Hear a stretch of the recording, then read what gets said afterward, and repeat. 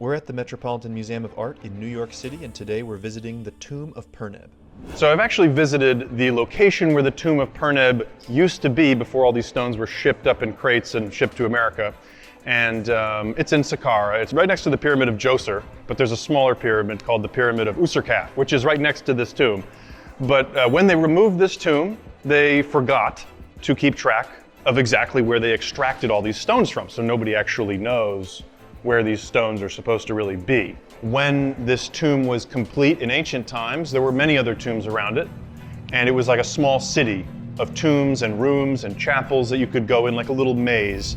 And in order to get into this space, you would have to walk through many other strange little chapel spaces and maze-like structures, going around and having a kind of spiritual experience, squeezing through these small stone spaces until you finally reach the tomb chapel of your dead ancestor, Perneb himself.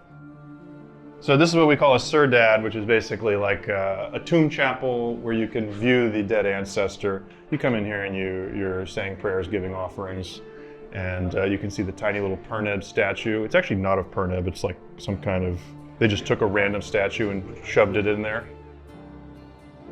You're peering into the afterlife itself. Nobody actually knows where the tomb of Perneb is supposed to be in real life, because it was removed without keeping track of the actual location. Because they just removed the stones quickly, put them into crates and boxes, and then shipped them all the way here to America. Here we have Perneb. Here's his name. It's written backwards. Instead of left to right, it's right to left. But it could be the other way. It's just that it looks more pleasant if the hieroglyphs are arranged this way. So Egyptians can do it both ways, but they thought it looked more pleasant this way. P-R-N-N-E-B,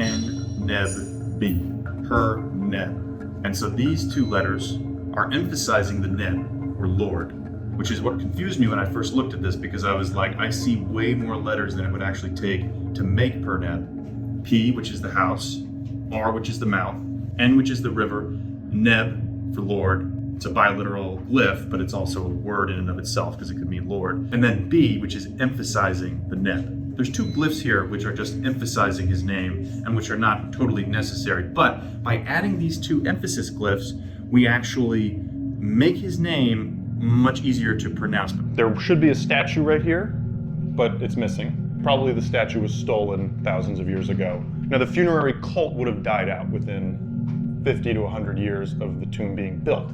But theoretically, it's supposed to go on forever. People are supposed to bring offerings into this space for all time, forever. Well, it's just your hope that it will last forever, in the same way that you hope that you will live forever. But you are building this space, theoretically, for eternity, to sustain yourself in the afterlife. And here's the false door with the lintel, two door jambs, and you're gonna place the food right here, for his soul to come out of the door and consume. And then, I don't know what that is, but it's cool. Oh, I know what that is. That's probably for light to penetrate the other tomb chapel. Now, on my visit to Egypt, I got to see a lot of these mastaba tombs and false doors, most of which were in much worse shape than the tomb of Perneb. I don't really recommend sneaking into these inner chambers inside the mastaba tombs, but some of them are absolutely fascinating. I mean, this is wild. Now right here, we have the false door of this tomb. But you can see if you look up close, there's this little slit hole to look through. And on the other side would be a kind of like Ka statue, like a cult of your own family member. The name of your ancestor would have been written right here. And you know, on either side, it'd be the story of their life, or prayers to say, or offerings to give. Your ancestor will literally cease to exist, literally die, if you don't worship them and bring offerings and remember them. They'll actually pass out of existence. Your memory of their existence keeps them alive inside the afterlife. 2 deaths, not just one.